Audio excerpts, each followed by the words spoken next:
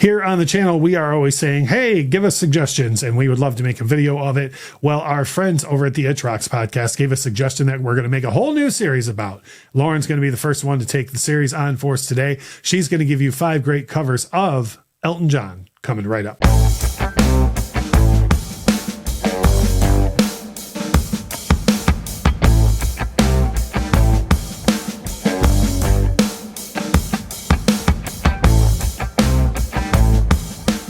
Hey, it's Russ and Lauren from the Infectious Groove podcast and here on the Infectious Groove YouTube channel.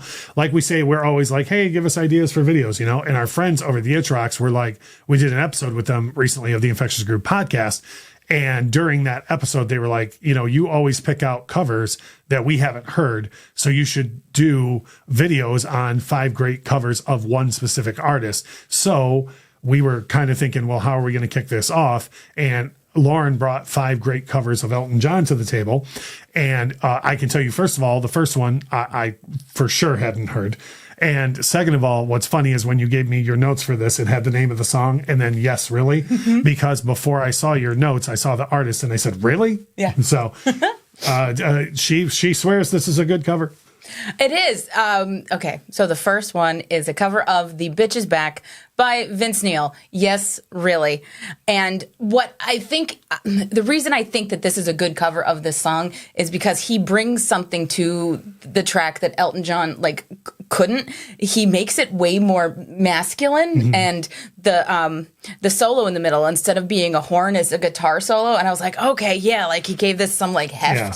And for the record, I don't hate on Vince Neil, insert Vince Neil gif here. Ha, everybody's got a thing about Vince. I think Vince Neil does a lot of things well and can do it. This is just not an artist or a song I expected him to be covering. Yeah. You know, and it's great that he did it in such a way. You're a huge Elton John fan. You're mild at best on Motley Crue, and that you're like, wow, this is great. You know? And we always say these in these videos, but I'm going to put links to all these songs in the description. So if you're like me, or even if you just hate Vince or you don't hate Vince and you're like, I doubt that he did a good job on that song, the link for it will be in the description. So go check that out. Having said that, I don't want to say the rest of these are easy picks, but the rest of these are ones that I was like, well, yeah, that artist would do great at Elton John, you know? Yeah. The next one is the Indigo Girls covering Mona Lisa's and Mad Hatter's. It's a live track on their Rarities album. And my goodness, you know, I always thought that Mona Lisa's and Mad Hatter's was kind of like a perfect Elton John ballad. Mm-hmm. But then when you slap those Indigo Girls harmonies on it, it's like, okay, this song needed that. Right. And it's like, I'm not going to say that it's better than Elton's version, but it's a layer that it was missing that. That's one thing. I'm a big harmony guy. Mm-hmm. And I've always been like, why no harmonies on anything, Elton? You know, mm-hmm. So that's good. Now, the next one is the one that I will be like, well, yeah. You know, but it's still in a good way, mm-hmm. You know. So this artist, of course, he does this song, and of course, he does a great job on it. Yeah, it's Ben Folds. He covers my favorite song, Tiny Dancer, and it's on his Ben Folds Live album, and this is the only cover on that album, and that whole album is just Ben Folds and a piano. There's no band or anything behind him. And I think what's great to me about this cover is that it really illustrates what a good song Tiny Dancer is, because you can take the drums away, you could take the strings away, you could take everything away, mm-hmm. and just a guy and a piano, the song is still just as powerful. Right. No, I totally agree. Now the next one, I have a whole different set of reasons why I like, but what's your next pick? Rod Stewart covering Country Comfort. That's a mouthful, isn't it? Yeah. And Rod Stewart's voice lends itself to this type of track, because Elton's got those 3 albums: Tumbleweed Connection, Madman Across the Water, and Honky Chateau. That's kind of like his Western period, right, where Bernie Taupin was really into Americana. Yeah. And this is definitely one of those songs, it's about growing up in the South, just kind of, country comfort. And Rod Stewart's rasp does something to this song that it needed. Yeah. And the instrumentation is different from what Elton did, too. Elton's version has a lot of, twangy guitars and stuff, and Rod Stewart's is, way more straightforward. Right. And the other thing I was going to point out is it's one thing now to, I don't know, from like 1995 forward to be like, I'm going to do an Elton John cover. And then you're also going to do like a hit, Yep. you know, things people know. Like for Rod to have done this way back when, I think speaks a lot to his respect of Elton as an artist then. Yes, Like, absolutely. When now all of us look back and go, yeah, Elton's great. Like Rod was saying it then. Yes. Yeah. The one that you're going to round things out on is one who, now I realize this artist has got a lot more recognition in the past several years that she very rightly deserves.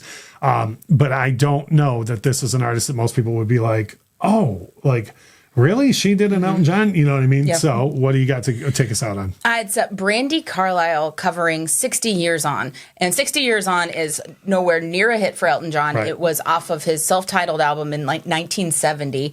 And he did a great live version of it on the 11/17/70 live album.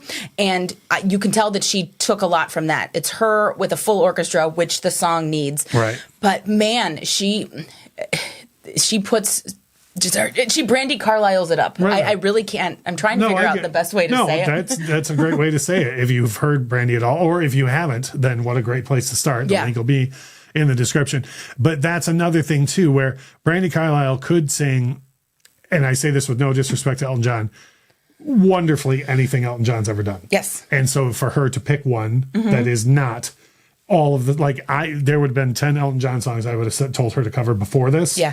And I love that she had the audacity to pick one that's not a big, huge hit. Like you said, it's the furthest thing from the hit. It's just great. You know, she puts a soul on it that, you know, Elton, this was his second album and he wasn't like there with it. Yeah, the song was so great, but her vocal on it is just like, yep. So check it out. We always have the links to the songs in the description. Please hit the links below and check those out. Leave us comments. Now, remember, this video is specifically for Elton John. If you have artists that you'd like us to do videos on, this is going to be a series going forward.